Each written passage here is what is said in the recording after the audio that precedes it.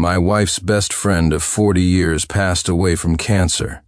At the memorial service, my wife suddenly announced she was going to marry her best friend's husband. She cried, saying they had been in love for years and hoped to spend the rest of their lives together. The tears of our children, the pleas of our friends and family, my own begging, she met it all with silence. Watching them clasp hands in the pouring rain, I felt all my strength drain away. It turned out I had never truly possessed her heart, so what was the point of keeping her here in body only? I stepped back inside and handed my wife the signed divorce papers. "Fine," I said. "I agree to the divorce." Victoria Lewis stared at me, her eyes filled with disbelief. Then, with a trembling hand, she took the divorce papers, carefully shielding them with her clothes to keep them from the rain, as if they were her lifeline. A pang of pain shot through my heart. This freedom to pursue her true love was something she had probably been longing for these past 40 years, and the man whose hand she held, though wrinkles creased the corners of his eyes, was still dapper and charming. Cameron Price gently pulled Victoria into his arms and spoke to me with sincerity. "Sincere, thank you for letting her go. I'll take good care of Victoria from now on." As their figures vanished into the rainy night, 2 cars screeched to a halt in front of the house. My son, Julian, and my daughter, Susan, rushed me inside. Seeing the other copy of the divorce papers on the table, they exchanged a look before confirming with me. "Dad, what's this? You agreed to divorce Mom?" I was utterly exhausted. I rested my forehead in my hand, taking a deep breath to ease the pounding headache. It was a long time before I spoke. You can't force something that isn't meant to be. At our age, we don't have that many years left. Since your mother is so insistent, we should just respect her decision. Victoria Lewis and Rosemary Harper had been best friends for 40 years. They had met through Cameron and me, but their own friendship had grown far deeper, making our 2 families feel like one for all those years. After a 10-year battle with cancer, Rosemary finally passed away.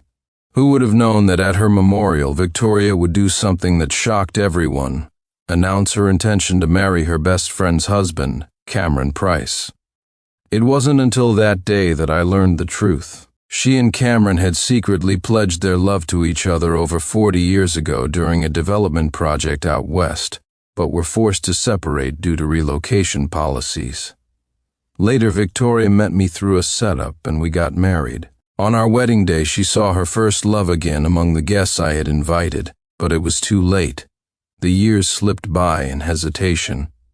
Out of consideration for the frail Rosemary, Victoria had held back. Finally, after her friend's death, she brazenly declared her heart's true desire. Silence filled the room. My daughter poured me a glass of warm water and placed it in my hand. After a long pause, she asked softly, "Dad, after you 2 divorce, how will you split the assets?" I was stunned for a moment, then realized my children had every right to know. It concerned their future responsibility to care for us, after all. So I told them frankly, "Your mother asked to leave with nothing, but I stipulated in the agreement that we split everything 50-50. Julian breathed a sigh of relief. "That's good. Dad, you know that after all these years paying for Auntie Rosie's illness, the Price family doesn't have much money left." His tone, it was as if he was worried his mother wouldn't be comfortable after marrying Cameron. Susan shot her brother a glare. He realized his mistake and quickly added, "I mean, Dad, you'll be on your own. You should keep more of the money for yourself." My eyes stung as I looked at my grown, independent children. At least I still have you 2. The next day, after Victoria and I finalized the divorce, she came home and silently packed her things to move out. She worked quickly, as there were very few things she wanted to take. She didn't even take a single photograph of the children. Victoria, who had seemed worn down by the years, was now as light and joyful as a young girl. I choked up a bit, breaking the silence. I heard, "You're going on a trip to the Southwest soon. The air is dry there, and your lungs are weak. You should take all the wild honey we have." Victoria turned to look at me, hesitating for only a second before refusing. "There's no need. It's not something I can't live without. Since we're splitting up, let's make it a clean break. We should both just walk away." I lowered my head and gave a bitter smile, the self-mockery frozen on my lips. Victoria had a chronic lung condition from her time working on that project out west, an old ailment that no specialist could cure. During my field work, I had chanced upon some wild honey from a mountain apiarist that helped ease her discomfort. But this honey was rare and not for public sale, so every year I would drive 1,000 miles to beg the apiarist to spare a few jars for me. All this time, what I thought was a sweet gesture of my love was, in her heart, just some non-essential thing, just like the 40 years of marriage I had cherished. Soon, Victoria emerged with a small, light suitcase. She walked up to me and smiled as she said goodbye. "Thank you for everything, Sincere Jones. You can do whatever you want with the rest of the things in the house. I don't want any of it. Oh, and one last thing. I should return this to you." With that, she placed a gold ring on the coffee table. It was the engagement ring I had given her, a unique piece with a mortise and tenon design I had crafted myself.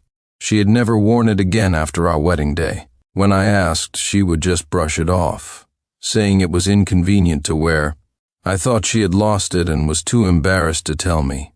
Now I realized she probably saw that little circle as the shackles that bound her. The glint of gold blinded me. I shot to my feet, my breathing ragged. It felt as if that tiny ring was strangling me. The air was still for a few seconds. Finally, I just picked up her feather-light suitcase and walked to the door. "Let me take you to the airport. For the last time." Victoria started to refuse, but I had already opened the door to see a car parked outside. Julian and Susan were already waiting. The children told me to go back inside and rest. They would take their mother. The sound of the car engine was muffled by the door and quickly faded away. I slumped onto the sofa, watching the sunlight on the floor turn from white to gold. The last rays of the setting sun fell on an old-fashioned vase in the corner of the living room. It was a wedding gift from 40 years ago, from Cameron Price and his girlfriend at the time, Rosemary Harper. In those days, it was an expensive and respectable gift. I still remember how Victoria had held the vase and cried when she unwrapped it the day after our wedding. At the time, my heart ached. I felt I was incompetent, unable to provide my wife with fine things to decorate our home. It turned out her tears were a tribute to her lost love, a lament for a reunion that came too late. No wonder Victoria was never jealous of Rosemary's good family background. In fact, she deliberately grew close to her. After meeting at the wedding, the two quickly became confidants, a friendship that lasted 40 years. Even Julian and Susan called Rosemary and her husband their godparents, and they were all incredibly close. Faint memories haunted every corner of this house. I spent several days and nights lost in a silent depression. In a daze, I pulled out my phone, only to find it wouldn't turn on. A few days later, I left the house for the first time, holding the broken phone. The owner of the familiar repair shop on the corner checked it efficiently while making small talk. "Professor Jones, what brings you here? I thought the whole family went on a trip to the Southwest." "The videos your wife posted on social media are gorgeous." As I stood there stunned, the phone's startup chime rang out. The repairman handed the phone back to me, saying it was a minor issue and there was no charge. I forgot to even thank him as I hurried home. After charging the phone, the first thing I did was open Victoria's social media. For several days, she had been sharing videos of the scenery. When I clicked on them, I saw that she, Cameron, Julian, and Susan were in every single one. The four of them were laughing and happy, like a real blood-related family. With a trembling hand, I called Julian. I tried 10 times. He didn't answer once. Next, I called my daughter, Susan. After many rings, she finally picked up, answering with an impatient hello. I took a deep breath, trying to stay calm. "Why are all of you in the Southwest?" Susan's voice turned cold. "Mom is divorced from you. My brother and I are adults. You can't tell us where we can and can't go. Mom had such a hard life. She did so much for us. She deserves to be happy. You were always too busy to spend real time with her. Now that she's found her happiness, can't you just quietly wish her well?" Her words cut into my heart like a knife. I had worked day and night for this family, for my 2 children. More than my wife's departure, the cold indifference of the children I had raised so painstakingly chilled me to the bone. When Julian was 6, he was stung by a hornet while playing. I didn't even bother to put on shoes, just carried him on my back and ran 10 miles to the clinic. The blood blisters on my feet took half a year to heal. When Susan was 10, she had a violin competition. The night before, a string broke. I spent half the night riding my bike to every music shop in the city until I found a luthier and woke him up to fix her violin. All those memories, it seemed, existed only in my mind. My voice was hoarse when I spoke. Before I could finish, Cameron's voice cut in from the other end. Sincere, don't be angry with the kids. Victoria and I just came to the Southwest to revisit old places one last time before we die. The kids are just being filial, wanting to see the places their mom used to be. We've been good friends for so many years. I know you're broad-minded and won't think too much of it. His voice was as calm and gentle as ever, yet he casually painted me as the villain. I didn't respond. I lost control and slammed the phone down. The phone hit the sofa, and the already old screen instantly cracked. But the damn thing was stubborn. Through the spider web of cracks, I saw a comment on Victoria's post. Those two have been calling Cameron Godfather for so many years, you'd think he was their real dad. A wave of dizziness washed over me. I couldn't stop myself from remembering the 2 times Victoria got pregnant. Both times, she had initiated it and insisted we not use protection. I thought it was such a natural, heaven-sent blessing, but now...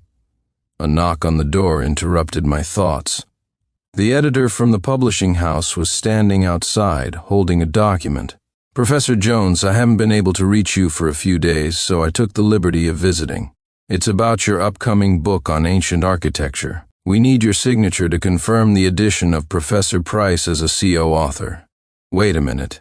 My voice was a raw rasp, squeezed from my throat. Adding Cameron Price as a CO author? The editor looked a little stunned, but quickly nodded. Your wife has been handling all the communication with us. She repeatedly confirmed that you were aware and had agreed to it. But a couple of days ago, management added a new requirement that we get your personal signature before publication.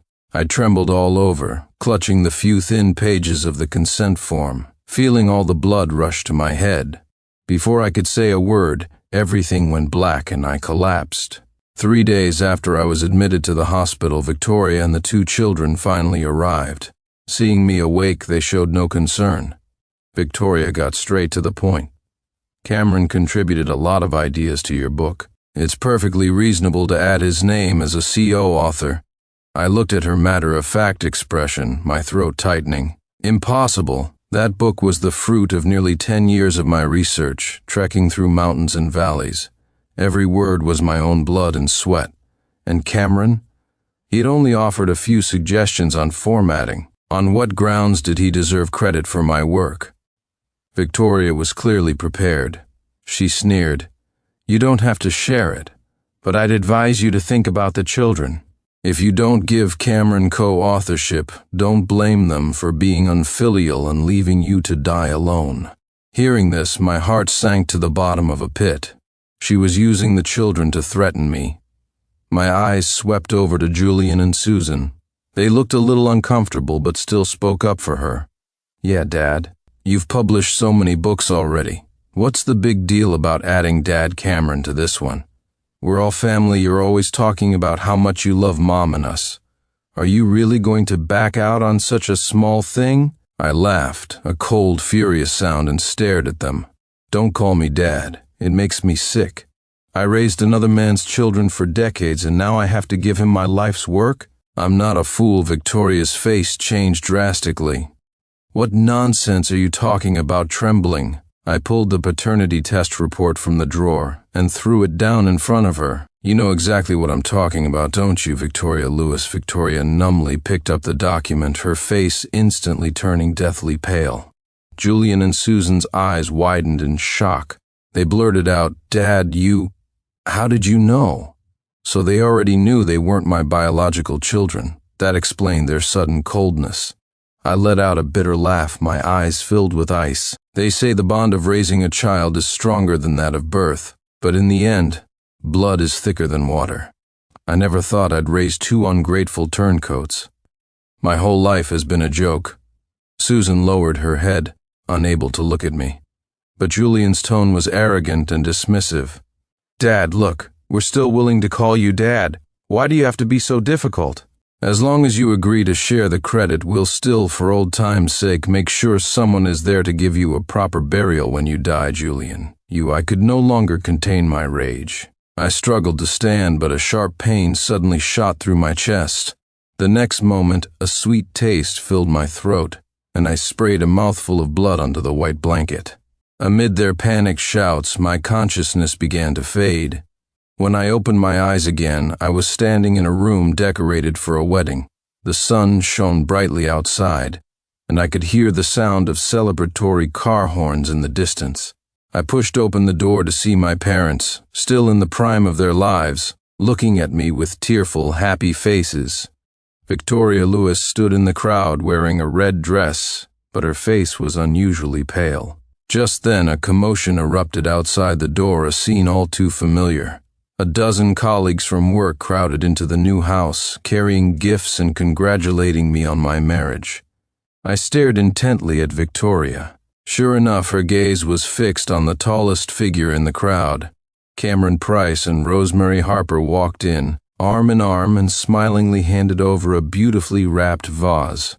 Sincere congratulations on your wedding. Wishing you and Mrs. Jones a lifetime of happiness and children. Soon the hand Cameron offered was warm to the touch. This wasn't a dream. I had been reborn before I could process it. I mechanically reached out and took the gift. The next second, Victoria suddenly pushed through the crowd, rushed forward, and smashed the vase on the floor. As the guests gasped, only I saw the determination in her eyes. Victoria, she had been reborn too. Then, with fingers white from the force of her grip, she forcefully pulled Cameron away from Rosemary and clasped his hand, her expression resolute. This wedding is off. I'm going to marry the man I truly love. I watched with cold eyes, but my palms still trembled slightly. Compared to the simply astonished crowd, Cameron's expression was a spectacle. Confusion, shock, panic, helplessness. A whirlwind of emotions crossed his face. He came to his senses and tried to pull his hand away from Victoria's, but she held on tight. Victoria looked up at him, her eyes welling with tears. Cameron, didn't we promise to grow old together, hand in hand? Her words were like a spark in a pan of oil. The room instantly erupted. Victoria's mother's face turned ashen. She clutched her chest, nearly fainting, and burst into tears as relatives supported her. Victoria, what are you doing? Let go of him, at her shout. Her father strode forward and slapped Victoria hard across the face. Shut your mouth. Do you have any idea what you're doing? The blow sent Victoria staggering, but she quickly, stubbornly, stood straight again. She coldly pulled the engagement ring from her finger and threw it on the floor. The mortise and tenon ring, a symbol of our commitment, clattered and rolled to my feet. Mom, Dad, I'm sorry. For once in my life, I'm done listening to you. Cameron and I already pledged our love to each other. I can't marry someone else. I don't want to be miserable for the rest of my life. I want to live for myself. Victoria was nearly hysterical. She dragged Cameron by the hand and turned to leave. Cameron glanced back awkwardly at Rosemary, but finally gritted his teeth and followed Victoria. All the color drained from Rosemary's face, and she collapsed to the floor. Colleagues rushed to help her, and the scene descended into chaos. My parents' faces were grim, silent, their chests heaving. Victoria's parents seemed to have aged 10 years in an instant. They bowed low, apologizing in terror. Sincere, the girl is confused. We are so sorry, your family is so generous. This. I waved a hand, took a deep breath, and tried to keep my voice calm. This wedding is over. I bent down, picked up the ring, and handed it to my mother. Mom, it's still gold. Don't let it go to waste. Take it, have it melted down and made into a pair of earrings for yourself. The guests stared at each other, unable to believe my rational, almost cold demeanor. I said nothing more and walked out of that chaotic room.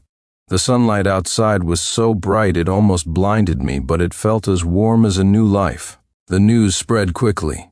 My supervisors at work, understanding my situation, proactively approved a few days of leave for me to clear my head.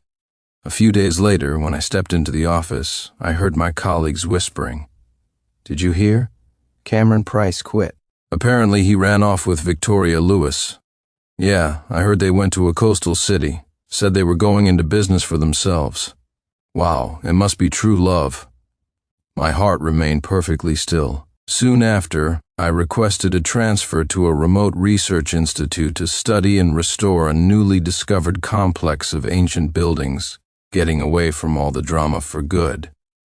10 years passed, and my life turned a new page. By burying myself in academia, I became a doctoral advisor at 30, and my reputation in the field of ancient architectural restoration grew. In the beginning, I would occasionally think of Victoria and how foolish I had been.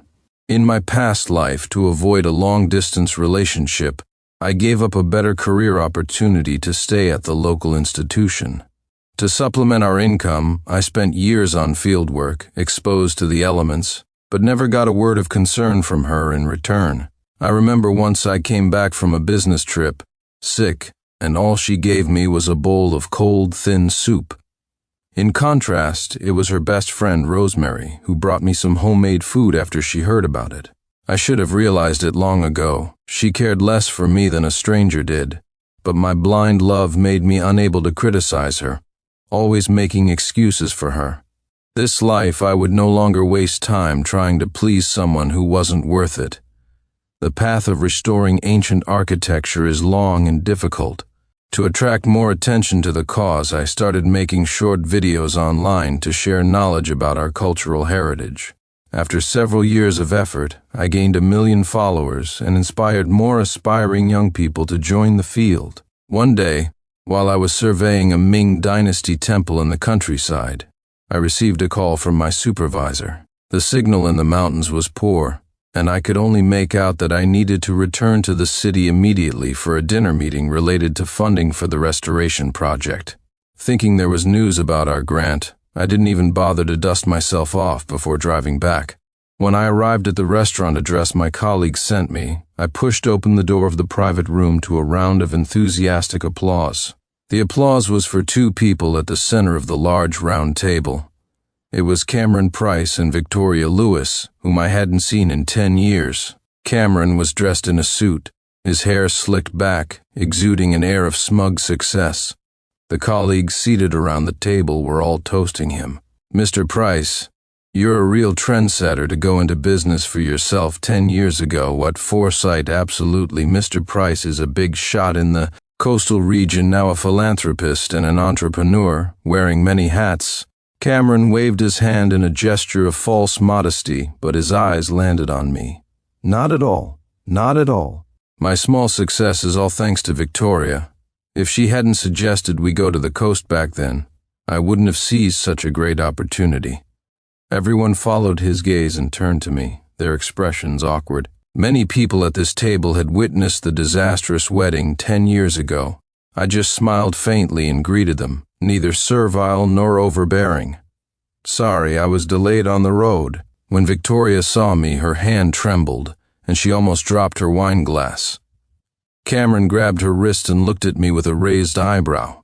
"Long time no see, Professor Jones. I was just marveling at the interesting twists of fate, and then you arrived." Victoria's choice back then changed several people's destinies, didn't it? My colleagues heard the provocation in his words and laughed awkwardly, but no one dared to respond. My supervisor quickly smoothed things over, telling me to come and sit down. Then he formally introduced me, explaining that Cameron and Victoria intended to donate a sum of money to the Ancient Architecture Restoration Foundation. I nodded at the news, turned to face them, and spoke in a distant, polite tone. "Thank you both for your donation. It's an honor for us that Mr. Price, after being away from our field for so long, still has the heart to contribute to the restoration of ancient architecture. Cameron hadn't expected me to thank him so sincerely. The smile on his face froze. The atmosphere became a bit tense. Cameron frowned slightly, then forced a smile and poured a full glass of hard liquor, holding it up to me. He wanted to toast to our past friendship and our reunion today. The challenge in his eyes was undisguised. Victoria gently tugged on his sleeve, looking at me with some concern. Everyone knew I couldn't hold my liquor and was usually a teetotaler. After a few seconds of stalemate, the others quickly raised their glasses to toast Cameron, trying to cover the awkwardness with noise. My supervisor gestured for me to just take a token sip. I thought of the project that had been stalled for so long due to a lack of funds, let out a soft breath, and took the glass with both hands. The clear liquid slid down my throat, a fiery trail that burned through my body. My face and eyes instantly turned red. I felt unsteady on my feet but managed to say, "I'm afraid I can't hold my liquor. This is as far as I can go with you all tonight, Mr. Price." My supervisor knew I was at my limit and quickly explained that I had been away on field work for a long time and needed to get home early, otherwise Mrs. Jones would worry. At those words, Victoria jolted, her eyes wide. I suddenly realized her expression was so familiar. It was probably the same reaction I had in my past life at Rosemary's funeral when I heard she was getting remarried. But now I had my own fulfilling life and had no desire to pay any attention to her feelings. I swayed as I walked to the restaurant entrance, intending to hail a cab home. A slender, graceful figure hurried to my side and took my arm. I turned my head and saw Victoria's eyes filled with worry. "You've had too much to drink. Let me get a car to take you home." I had no idea what she was up to now, putting on this act at this moment. I forcefully shook off her hand and stepped back to keep my distance. "There's no need. I can get home by myself." Victoria's lips turned down in displeasure, but her words were full of concern. "Stop pretending. Look at your worn-out clothes. Are you planning to walk home to save money again?" I almost laughed out loud. In my last life, I never skimped on Victoria and the children, buying them whatever they wanted. But I was frugal with myself. After my bike broke, I couldn't even bring myself to take the bus, walking the dozen or so miles to and from work every day. What she didn't know was that in this life, my wife adores me and wouldn't let me suffer the slightest hardship. If I hadn't been forced to drink by Cameron, I would have driven myself home long ago. Victoria moved closer, trying to take my arm again, but I dodged her. "Sincere, I wronged you back then. Please give me a chance to make it up to you." She pulled out a bank card. A headache pulsed in my temples. I decided to be direct with her. "We have nothing to do with each other anymore, and I don't need any compensation from you. Please stay away from me. I have a wife and a child now." Victoria froze on the spot. "A child?"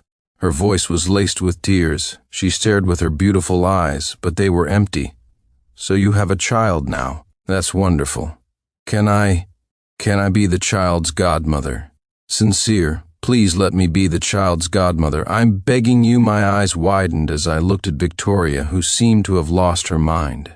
Tears streamed down her face as she collapsed to the ground in despair.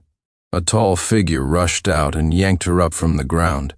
"Victoria, are you insane? What nonsense are you spouting?" Cameron squeezed Victoria's arm until it turned red. Seeing me standing there, he suppressed his anger. "Our children are at home in the city. You're drunk. Let's go." With that, he forcefully dragged the zombie like Victoria away. The so-called reunion ended on a sour note. But strangely, old acquaintances had been popping up in the most unexpected places recently. While I was accompanying my wife for a prenatal checkup, I saw a familiar figure holding a child's hand in the hallway. Rosemary Harper looked up, saw me, and froze for a moment before smiling. "Professor Jones, hello. I didn't expect to see you here. Perhaps because we were both victims of that runaway bride fiasco 10 years ago, Rosemary was very warm towards me, telling her son to call me uncle. Now it was my turn to be speechless. In my past life, Rosemary and Cameron never had children, which was why they had adopted Julian and Susan, raising them almost as their own. Victoria had mentioned to me back then that there was something wrong with Rosemary's body, that she couldn't get pregnant. In this life she hadn't married Cameron, yet she had successfully conceived and given birth. Could it be? But it was too personal a question to ask, so I just smiled and praised her cute and well-behaved child. When Rosemary saw that I was there with my wife, she was filled with emotion. It's really all up to fate. Luckily, that pair of true lovebirds ended up together back then. Otherwise, we would have been the unlucky ones. I looked at her, confused. Rosemary seemed surprised. "You don't know Professor Jones?" When Victoria broke with her family and ran off with Cameron, Cameron's mother was so furious she beat Victoria so badly she ended up in the hospital. She called her a vixen for luring her son away from his stable job. So Victoria was injured, and that's why she couldn't have children? Then why did Cameron say they had children? I was completely bewildered. Rosemary curled her lip in a sneer.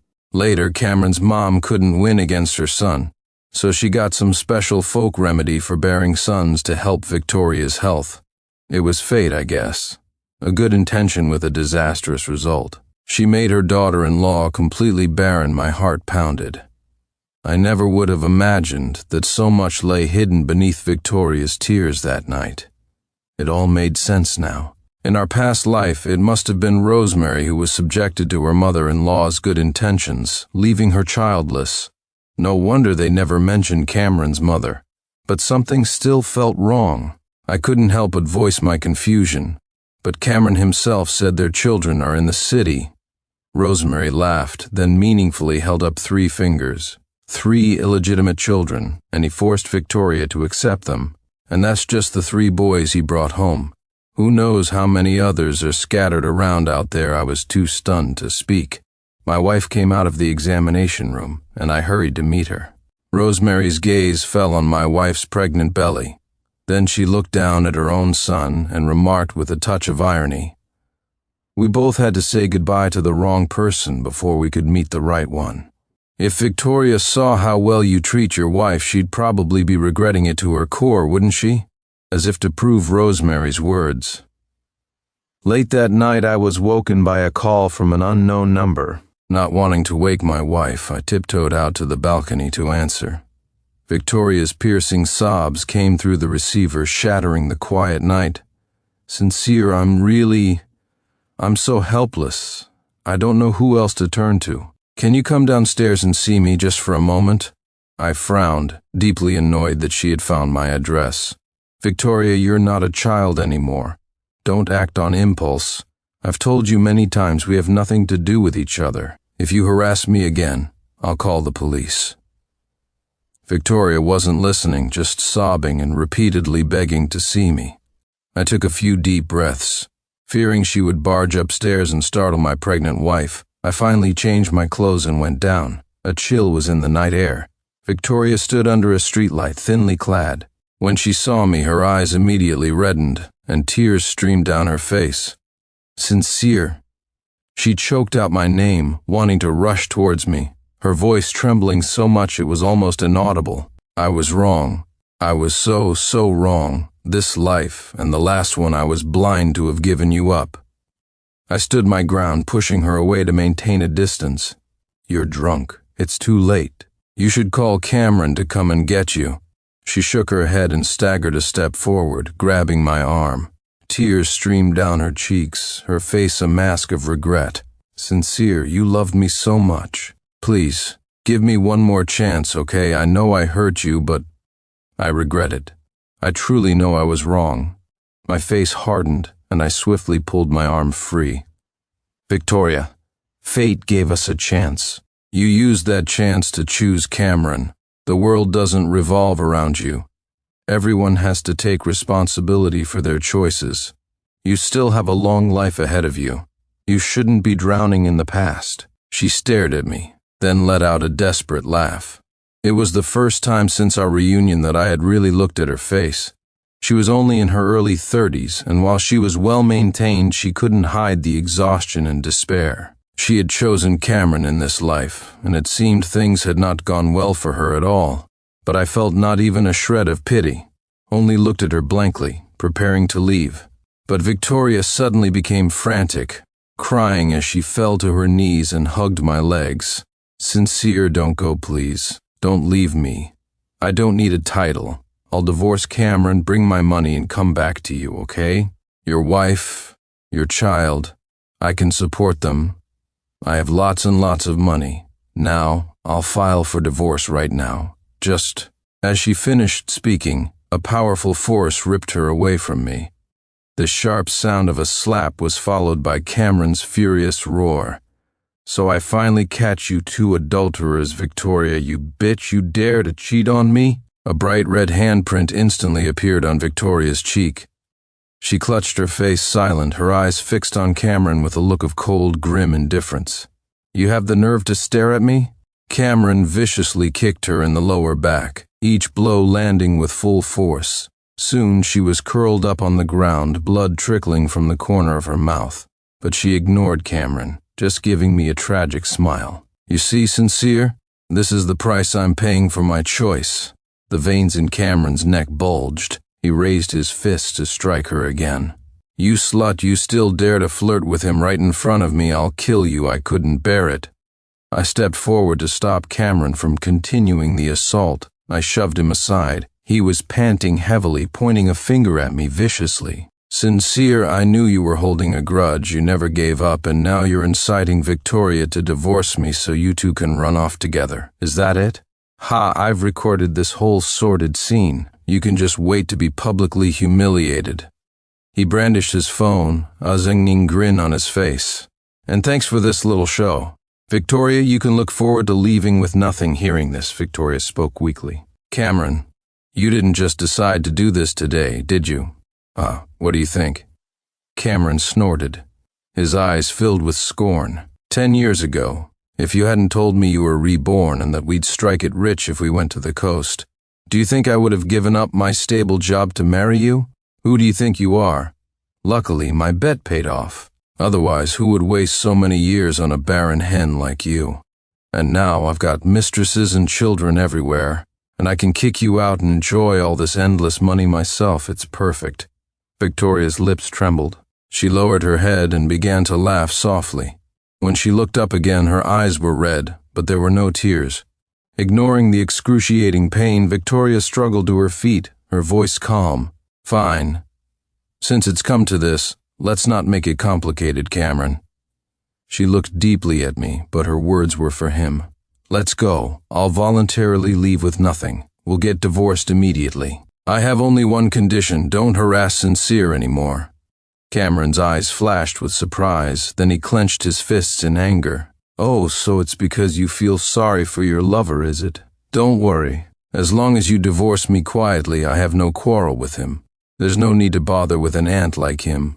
Like a broken doll, Victoria allowed Cameron to drag her away. Their figures, disappearing into the darkness, began to merge with the memory of that night in the pouring rain from my past life. Only this time, at the end of the road, Victoria turned her head, her gaze desolate. She silently mouthed 2 words to me. I saw them clearly. She said, "I'm sorry." A sudden, ominous premonition washed over me. Early the next morning, the doorbell rang sharply. I opened the door to find police officers standing there, their expressions grave.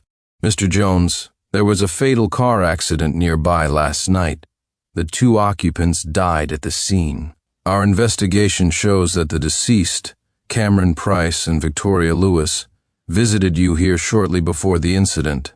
We need you to cooperate with our investigation and tell us what happened last night." My heart plummeted. A car accident? What happened? The officer pursed his lips, his face serious. The vehicle lost control and plunged off a cliff. Both occupants were killed instantly. The cause of the accident was the passenger, Ms. Lewis, who deliberately started a conflict, causing the driver to lose control of the steering wheel. I stood frozen, the image of Victoria's final glance flashing in my mind. She had agreed to the divorce so meekly, had followed Cameron so obediently. Could it be that she had already decided to take him down with her? The police quickly cleared me of any involvement. At the same time they brought me the results of their investigation, Victoria's lawyer arrived at my office. She told me that in Victoria's will, she had donated all of her assets to the Ancient Architecture Preservation and Research Foundation. I turned and looked at the white clouds in the sky outside the window, my heart filled with a mix of emotions. She had ended it all in such a final, resolute way, yet she left behind a thank you tinged with guilt for the cause I loved. I pushed open the window and let the wind blow away all the sorrows of this life and the last.